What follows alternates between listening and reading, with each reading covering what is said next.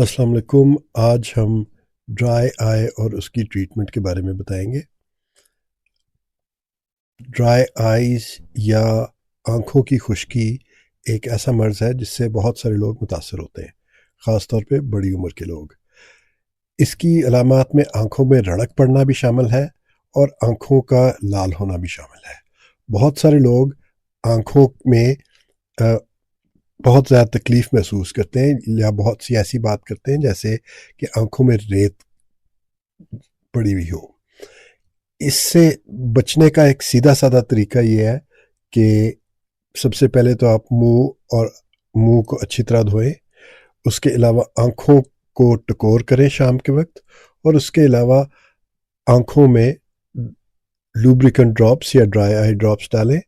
یہ ڈراپس بازار میں بہت ایزیلی اویلیبل ہے اور اپنی ضرورت کے مطابق ڈالے جا سکتے ہیں۔